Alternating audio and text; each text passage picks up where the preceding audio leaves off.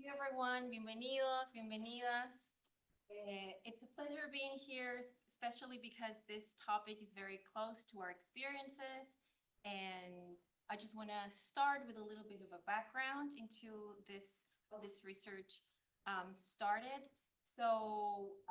This research project that we're going to tell you a bit about today was the result of the work that we did with the Latin American Graduate Organization of Students, of which I was a member in 2020.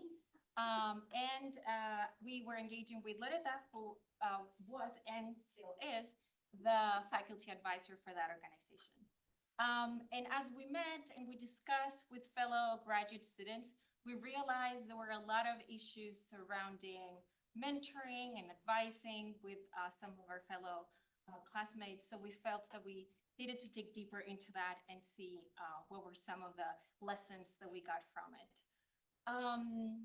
And I also want to mention that we're very proud that our work has recently been published in this wonderful volume, Amplifying Student and Youth Voices in Research. So if you're interested, we can later share the link. You can actually download a chapter for free. So today we're just going to give you a bit of an introduction to what guides our study. Of course, we're also going to mention our main research questions. Where are we grounding our research?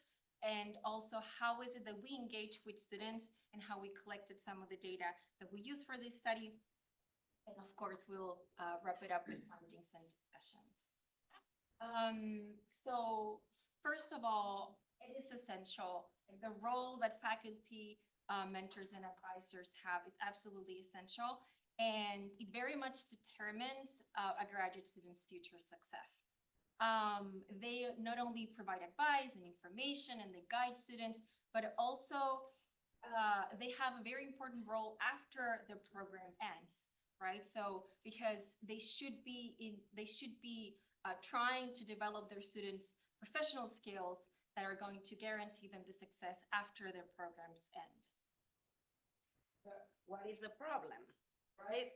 When we are talking about minority students, there is often a solo status. Sometimes you are the only one in your program who is from another culture. Sometimes you are a stereotype. Oh, you are the Latino in the situation, right? Sometimes there is some kind of discrimination. Oh, who's this person? Maybe they don't speak English, so we don't engage with them. Sometimes there is actually academic language problem because, you know, each university system in different countries work in a different way. And so the relationship between teachers and students, between mentors, advisors, and students is very different in different cultures. So sometimes there are cultural misunderstandings. So one of the main challenges of Latinx students is that we don't graduate. There is very, very few students of Latinx origins that actually finish higher education in the United States, that want to go to the university in the United States, less than any minority, less than Black, less than Asian, less than Native Americans. Imagine that. But we are a big population in the United States. The second thing is that normally Latinos employ almost double the years necessary to finish a graduate program. So what does research say about this situation? First of all, that language and cultural differences matter, right? There is a relationship between, you know, mentees and mentors that change in a very significant way if you are culturally responsive, if you acknowledge the cultural differences with your mentors and advisors. There is also another thing. Very often you talk to mentors and advisors and they tell you, oh, well, it doesn't matter. I love all my students. I mentor them all in the exact same way because I want to be fair with everybody. Is it really fair? Equitable? We have some doubts about it. Actually, research said that ethnicity and race do influence the way in which we learn, the way in which we do things in the university setting. So this should be something acknowledged by mentors and advisors so that they can actually value that diversity and make of that diversity something more instead of a deficiency in the students. So we really need to voice the needs of underrepresented students and particularly have a conversation about what are the needs. And that's how we decided to do this study. So our research questions when we started to collect data is what are the most prominent mentoring and advising experiences? Because first of all, we wanted to understand what is your experience? What is happening to you? That Latinx students articulate? How do advisors and mentors influence the bilingual and bicultural identity of Latinx students? And then if the advisors advisees relationship undergo to changes during a significant historical moment, because we did this data collection during COVID. But we are living in this moment in a very significant historical and political moment. So understanding if there are changes in these situations. In terms of how we conceptualized university experience, we took the term from Vygotsky Perezhevanie, and we basically takes the considers in this experience not only what we generally can encompass as just what's happening, but also the emotions included in that, how they feel, how they think about it, and all in this specific social, cultural, and historical context. And this made a lot of sense because for us, and because of what we knew from the students that we engaged with, Latinx, especially Latinx experiences with mentoring, are very diverse and they're very complex because there are a lot of different things happening, a lot of different issues that you need to consider, not only academic. So we were trying to use this concept to try to gather not only what was happening inside the university, anything that was only academic, but also what happens with family, what happens with connections, what happens with expectations, right, around those areas. And so we also drew from previous research of how the way that your personal attributes affect the way that you experience a particular situation, in this case, the mentoring and advising. And yes, we acknowledge that students' experience are complex phenomena and that they definitely extend beyond the educational institution. And in terms of the methodology, so this was an exploratory qualitative study, and we had 5 students that were at the moment of the study, they were in programs that were STEM and some were non-STEM. Their year in the program varied. Some were first year, some were midway or just finishing up. And in terms of age, we had between 22 and 29-year-olds. And what we did in terms of data collection, we wanted to make sure that we were really capturing as much as we could of the students that we were talking to. And so we tried to not only have a focus group and open up the discussion, but we also had a written interview so that we gave them the choice of elaborating a bit more on some of the experiences that were shared. And also just to explain a little bit how the focus group went. So we had this focus group, and mostly the audience were graduate students, but not only graduate students, we also invited faculty. So we also acknowledged that maybe even though all students were actually welcoming faculty and welcoming that discussion, maybe there were certain issues that we're not going to be like expanding so much on. So that that's why we also included the interview where they could be, they felt in a safer space to share with us those things. And then because we were going to interpret and analyze the focus groups and the interviews, we also wanted to make sure that whatever interpretation we drew from that data, it actually reflected the what students were actually thinking about. So we also did a member check-in questionnaire. So we wanted to say, so this is what we're getting from what you shared with us.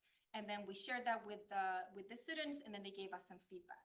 Exactly. We identified in what they were saying themes, right? Like, this is an important thing for you. And then we asked them, is it important or not? Or is us construing something different? And so they told us their opinions. Uh-huh. So, and then the data analysis, it follows the coding approach that it's very much what most qualitative studies do, right? So we identified all the different data sources, we worked with specific participants, and then we tried to see what were some of the overlaps between participants and some of the main themes that were actually very much relevant across programs, because we had students across programs and across like the stage of their program as well, because I think there are a lot of factors as well in that. And so our findings, we kind of summarize them in 4 main themes. First of all, we said acknowledging Latinx graduate students' bilingual, multifaceted, fluid, and complex identities. Because when we talk about Latino, we think, oh, this is a cool word to talk about a bunch of people, but that bunch has a lot of different characteristics. So this is a really complex and sometimes fluid, in the sense that sometimes people identify as Latinos, but they were born in the United States. Sometimes they identify as Latinos, but they were born in a Latin American country. So really understanding and acknowledging these differences, recognizing the importance of communication and feedback, and communication is extremely important. And you will see in the data that we will present now, understanding also culture and diversity within Latinx students, so not creating one bunch of people. Homogeneous, right? Exactly. And then adapting also to current sociopolitical and health situations. So regarding the acknowledging Latinx graduate cultural complex identities, we have, for example, Felix, who highlighted the issue of positionality in research. So Felix was a STEM major, and he was talking about his work experiences. But he was talking about his work experiences and thinking also about his family. So there are certain things that I cannot put aside, said, like the different roles, for example, to be a brother, to be a son, to be an uncle, to be a student. And all these different parts of his identity played a vital role in shaping his research.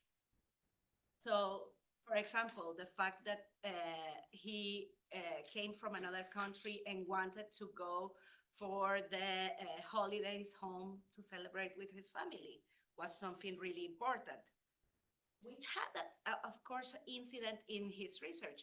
His advisor may or may not understand these problems. Bastian instead discussed that there were very impressive differences between academic cultures in the United States and in his home country, no?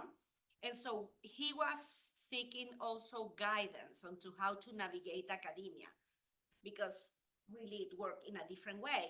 And so understanding, for example, funding, how to go to conferences, how to publish, right? And his advisor may or may not have given a lot of guidance in these sectors, because thought it was normal that a PhD student knew about these things. Alexandra instead was talking about her Latinx advisor. So she had a Latinx advisor. However, he wanted also her advisor to understand that there is differences between Latinx cultures, and also that there is generational differences. You know, like it's not the same being 20 than being 50 or 60. And that changes the way in which you advise students, right? Understanding what is that they want, what they are looking for. Regarding communication instead, Bastian, for example, was talking about the communication process with his advisor as the most important thing.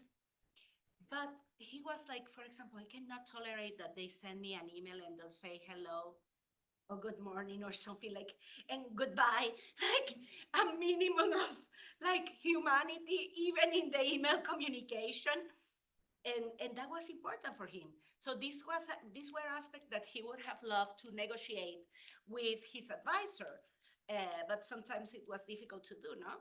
Graciela instead has a very positive perception of her communication with her advisor because her advisor had exposure to other cultures. So for example, her advisor understood the necessity to have holiday plans, or the importance of, for example, family bonding when your family is not in the same country. But also importance of discussing sensitive matters, you know, like, I don't know, were they comfortable or not comfortable having meetings during the pandemic? But one problem that Graciela found with her advisor was that her advisor didn't wanted to have any conflicts in their conversations. So the conversations were fantastic, but very polite. So for example, when something like Black Lives Matter happened, her advisor like pushed to not talk about it. We are here scientists, we don't talk about these things. So this was, for example, uncomfortable for her. Regarding the understanding of culture, all participants express the desire for their advisors to understand their cultural differences so that it helped them achieve their career goals. And this was also because they wanted to build not only a relationship, but a compassionate relationship. And compassion, if you think about like the Latin origin of the word, meaning patire cum, which means live with. It's not just to be there and give whatever AI can give, but to be there and give a human experience. And so Alvaro, for example, talked about the cultural difference and socioeconomic differences between his advisor and him, because his advisor was a person that came from a family of people who had historically university degrees, while he was first generation in his family. So he really didn't have all that culture about university, and so needed also that push from his advisor that at the beginning didn't understand that difference, and also the power that kind of differences give you. So he worshipped this advisor, right? But when you're worshipped, you need to also stay there and give so that this becomes a compassionate relationship, right? And so the importance of open dialogues to open bridges was the common theme of all our students. And also, you know, like little things, such as using, for example, shorter versions of names, like somebody who uses like Erika to last names, Abarca Millán, and she wants to be Abarca Millán. She doesn't want to be Abarca or Millán. And it's like, I don't want to choose between my mom and my dad, right? It's like, but understanding these little things can make really the difference in understanding also how to advise these students. And Bastian was also raising similar issues onto how can you ask questions, but at the same time not be disrespectful. Because, right, you have a person who has power, your advisor, your mentor is a person that willingly or not is in a position of power. So how can you, yes, ask, but at the same time not be disrespectful? So many of the things, many of these problems are due to lack of communication. So one of the things that majorly our students wanted was to be able to communicate. For example, Alvaro was talking about the problem of saying no. Like his advisor will say, do this, yes, do that, yes, do that, yes. And at the end of the day, he was like having a mental breakdown, doing 10 things, not being able to say no. The last theme that we have is the participation of funding opportunities, for example, with minority situations, like during a health crisis, like the COVID situation, you know, they had a lot of emotional burden and even physical burden. So they were really concerned about families, about stability, about jobs, about being in this country for 2 years in a one house without going out, no, in a one room house.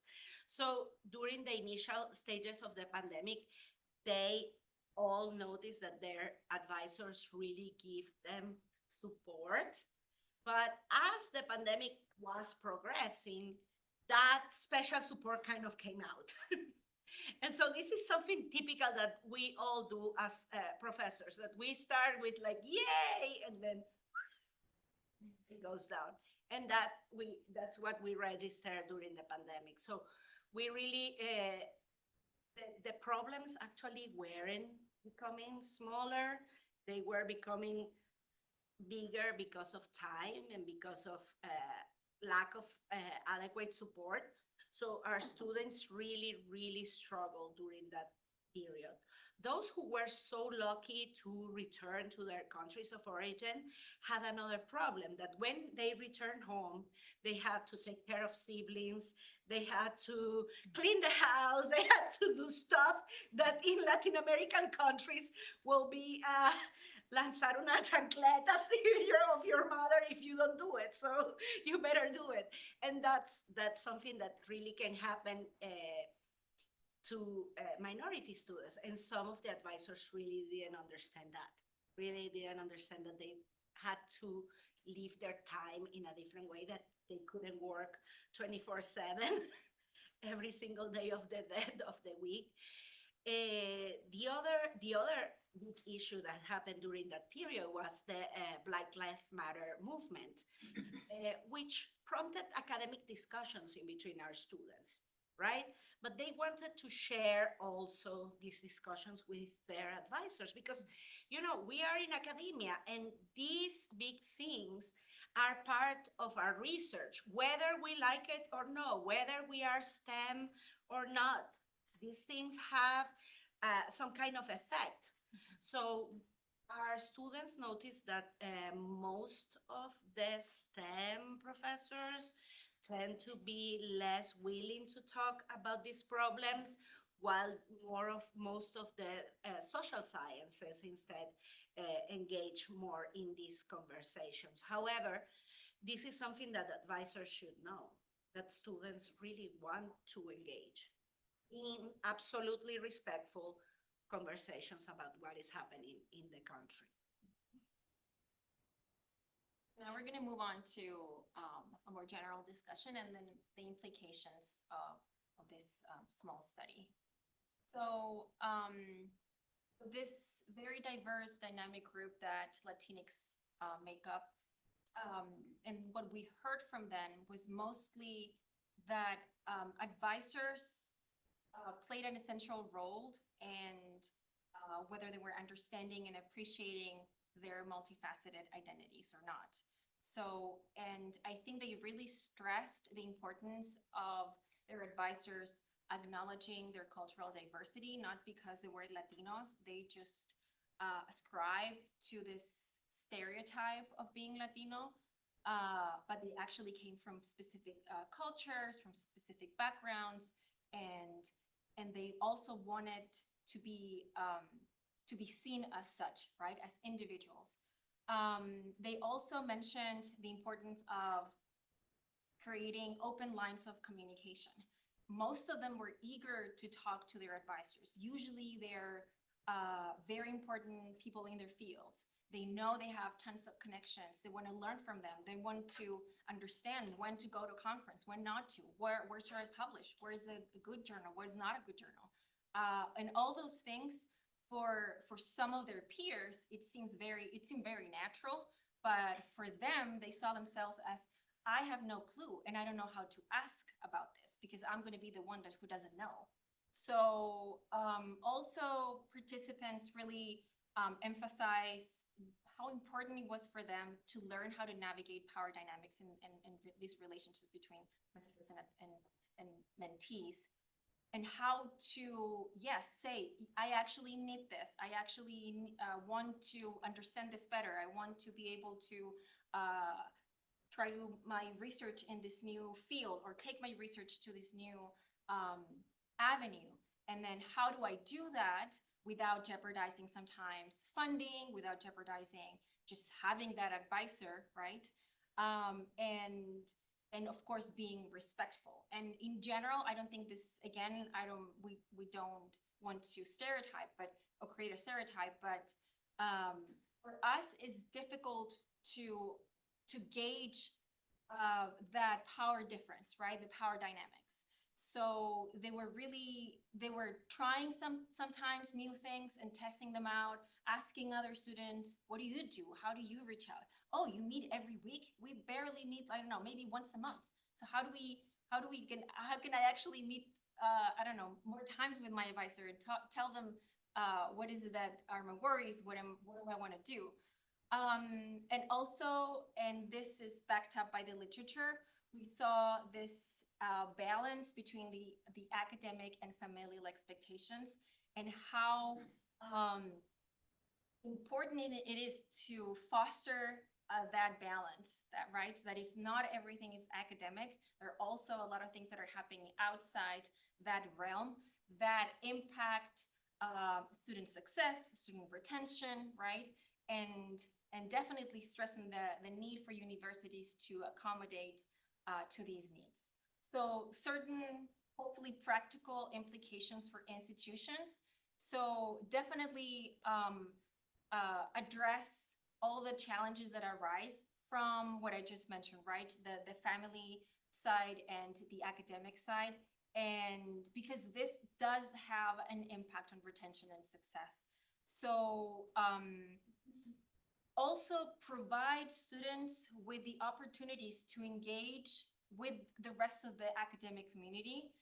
That support, for example, that students found in this new organization in Lagos was essential. We sort of created a really nice community there because we felt, even though we were spread out throughout the university, okay, so there's actually people going through similar things. I'm not alone, I'm not that crazy, right? And finally, and I would say one very important point is that we need to address these issues and in a way that can guide training programs for advisors, tell them not what to do, but at least start thinking, what is it that what am I doing? Am I really addressing my mentees' needs or not? And then specifically for advisors, either any in the room or listening, try to open new lines of communication, new lines of dialogue. Are you really listening to your students? Are you really engaging with, do you really know their needs? Sometimes we take for granted a lot. Sometimes we take for granted that they actually have the money to live the rest of the month, right? And things as simple as that. And especially for graduate students, that is a constant worries, a constant something that definitely affects your work and the decisions that you make later on. And finally, just try to be sensitive to the unique needs of Latinx advisees. And again, if you don't know, ask, right? Again, linked to the communication part, right?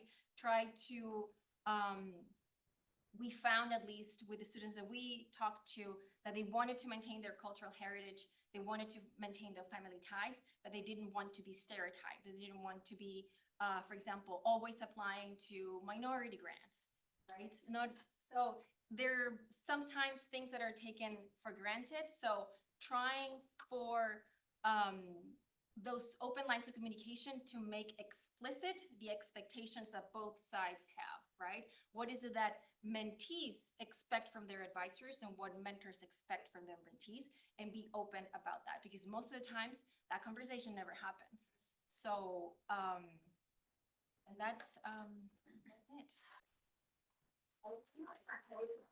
Something that when we did this research in 2020, we still didn't have a Latino graduation at Pitt. Oh, yeah. But one of the events that really I see reconnects that family, that sense of family and of belonging to the university, has been organizing this event. And I'm really thankful, to all the people that are here who have really advocated for that, because our students need that, like that connection between who they are and what they are doing here at Pitt, and their achievement to be celebrated as individually, but also in their families and in the university.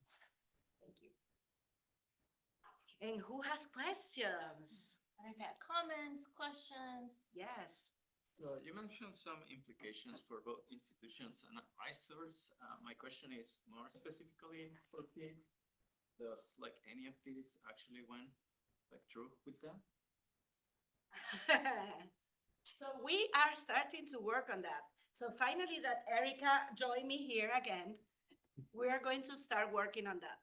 So we're going to talk to the advising center and see what we can do to start thinking about these topics and to start raising awareness about these topics here at Pitt. So yes, thank you. That's our next step. But I think also it's very important not to assume anything. So in any of these steps, I think hearing from the students themselves is essential. So we need to gather that information, make them part of the quote unquote solution, right? So of the changes, right? So because we need to, I mean, we have our own experiences, but they're not necessarily going to lead this particular instance. But I think we also want students to know that their input is important, right? And then they have a space where to share it. But the thing is, like, this input that they are sharing should arrive to the institution. For sure, yeah. So that's the next goal of this type of research. Yes. Yeah.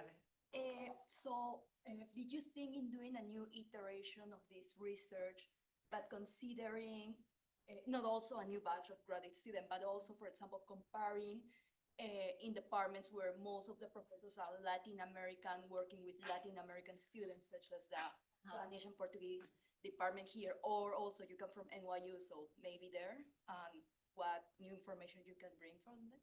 Yeah, for sure. That sounds very interesting. I think, like, what would be inclined to think that if you have a department that it's more open, that you feel more identified with, right, the faculty there, you would not have like some of these other issues, but maybe there are other things that can be addressed, right? So for example, Alexandra, one of our by the way, we are using pseudonyms for all our participants, of course.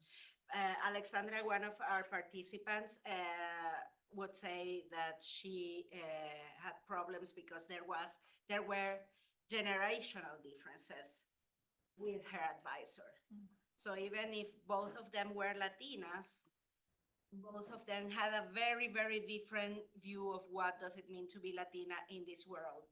And so that created clashes in between her and her advisors. So yes, it is easier, but not given for granted. Yes? I wanted to ask about kind of like the politicization of the mindset of some of these students, particularly when it comes to talking to their advisors about these issues. You mentioned this a lot in column D about like Black Lives Matter. I'm very jarred at the fact of how many immigrants who work in like health sciences don't see politics as affecting them at all. Like I work in social services with an immigrant serving group, and like the extent to which they are kind of oblivious, their rationale is, well, I can't vote A, and B, I'm not in the field. Versus like if you're talking to folks in political science or sport, they're going to be very, very politically engaged. But for the students, you kind of alluded to the fact that the students versus the professors is kind of an age dynamic. That's that kind of politicization gap.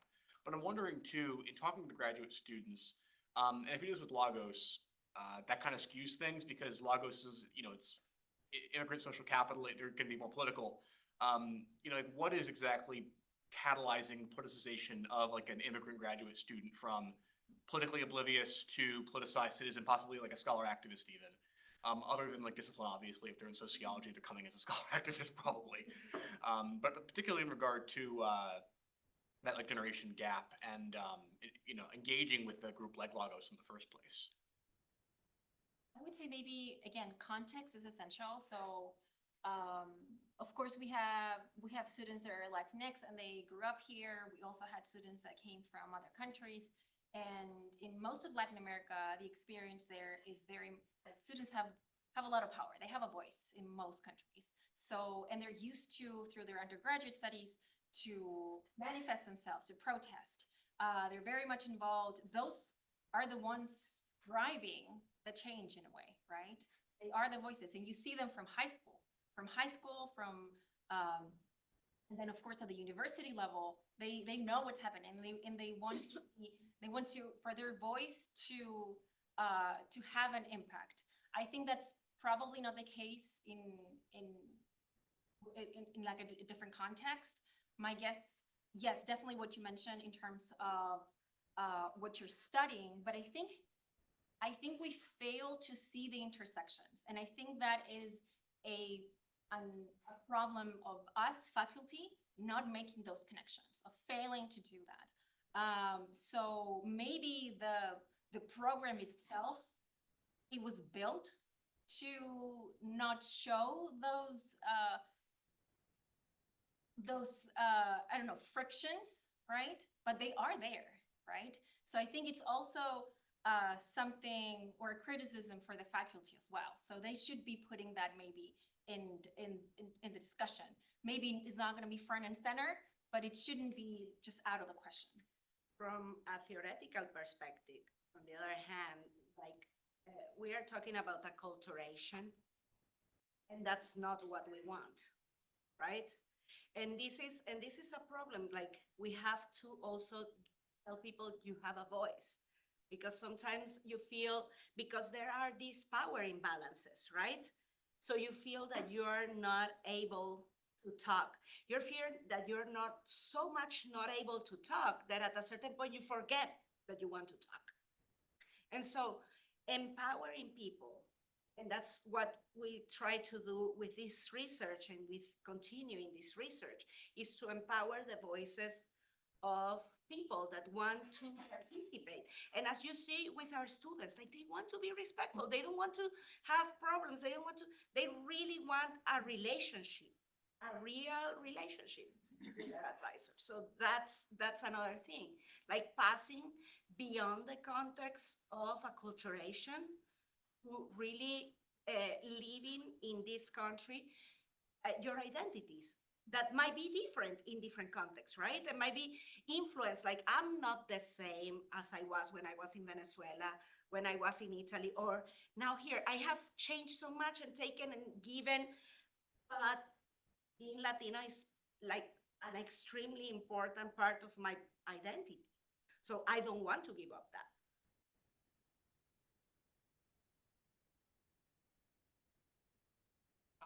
I generally think that nothing really worth doing comes to us naturally. We have to learn to do the thing, right? Sure. So I wonder, do universities have ways of teaching mentors how to be mentors? A handbook maybe, but also teaching students how to use their mentors, to teach students that you have the right to say, wait a minute, and to push back a little. Wonder how you teach people.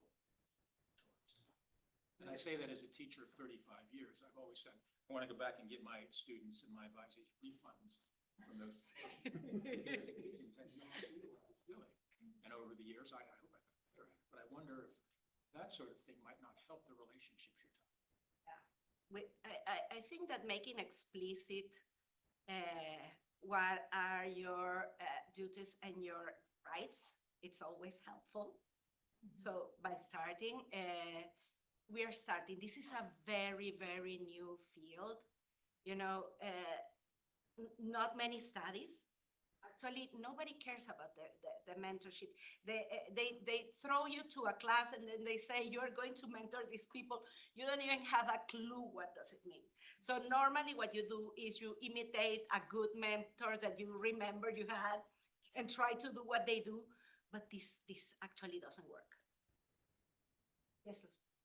My question is more related to our graduate students, undergraduates. Like I was an undergraduate student at Pitt, and needless to say, this is back a long time ago.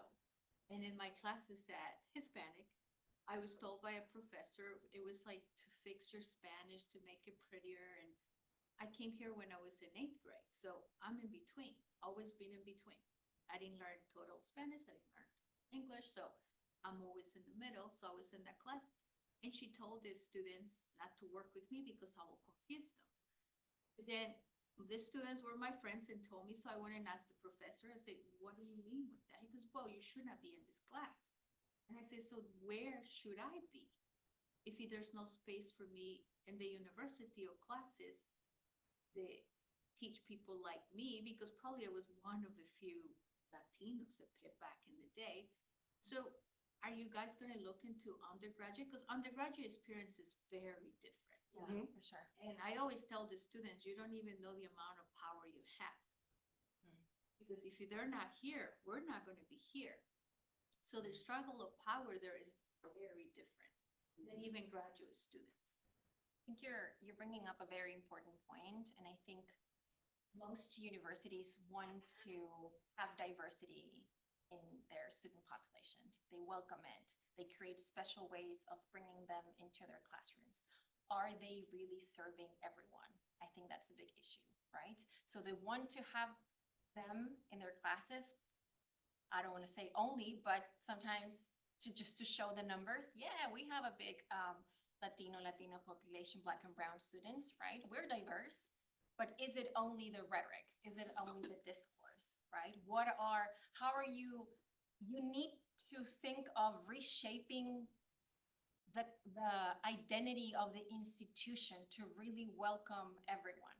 And I think that's a very hard thing to do and involves a lot of effort and involves effort at different levels. So I think I've always struggled with that, like, how are you really opening up university for everyone, right? How is it showing? And I'm talking about all types of diversity, students with special needs, students that require, I don't know, they have sensory, yeah, so mobility restrictions, everything. Are you really welcoming? Are you thinking that they're going to be part of every single classroom, right? Whether they have the right to be in every classroom. So I think it takes more conversations as this, and then seeing how we can enact them, right? How we can do something about it to really create that change. The answer is yes, we need to have these conversations. Yeah. And we need, and I have to say, I'm really grateful because we have somebody like Belkis here who works, advocates on the behalf of a lot of people, and that doesn't happen in all institutions. Sure. So, starting with that type of presence in the very high spheres is something really Absolutely, yeah. important. Yeah. But it's also important, so we need to move in both directions. We need to also talk to the students. And yes, that's really important. Yep. I actually want to ask questions about the relationship between politics and cultural identity here, because I'm not Latinx, even though I speak Spanish. I identify more as Chinese. But I came here like around 10 years ago to the United States. And I realized there was a thing called diversity statement that allows me to get into university. And I learned that even though I wrote one, it wouldn't count because diversity statement only applies to US citizens and green card holders. And I came here, I thought, I was bringing diversity, but in reality, institutionally, no, that didn't create anything. And I realized that this whole thing, even later on when I get into PhDs, a lot of part is about international people are willing to work with cheaper labors compared to the locals. It became a labor politics very quickly. And now when we're hearing about recently, the US is changing its H-1B policy. And if you look at the demographic that is being impacted, it's like 70%, 75% Indian international students and 15% Chinese. And what it really turned out is the institutional racism that when, cultivates and manipulates those identities. So I was wondering, the direction you're going to, I was really wondering that all this talk about mentor, mentees, cultural diversities, I know you all want to go to the direction of raising the consciousness, but could it also just be a placebo effect that is just a comforting pill rather than actually promoting any change? Or maybe this itself is masking the real political contestation that is happening among the students here. Well, I hope to, I try to think that raising awareness is the way in which you start to think about how to raise your voice and how to create political change.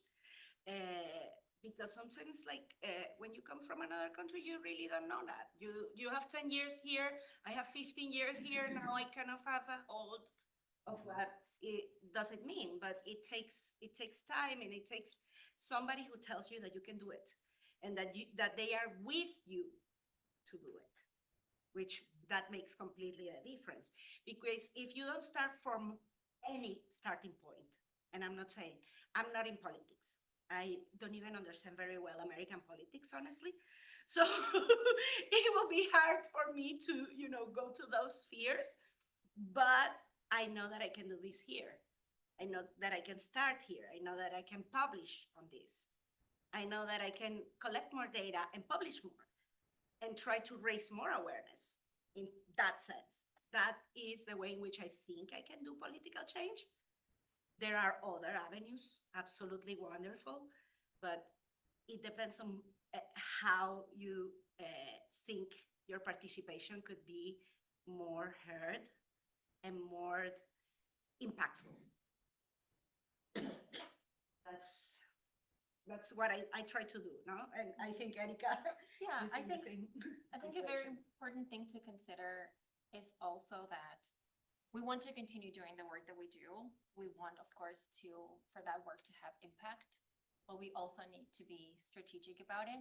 And we need to find the ways of saying the things that we need, especially in these times.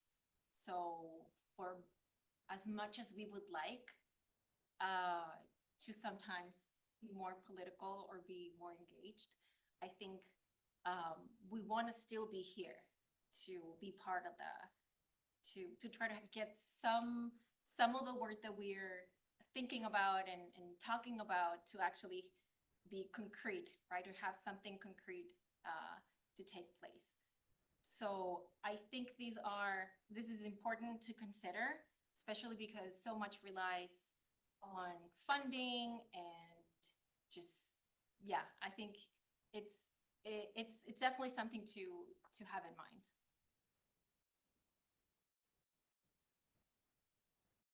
Anybody else? Anybody from online? No question?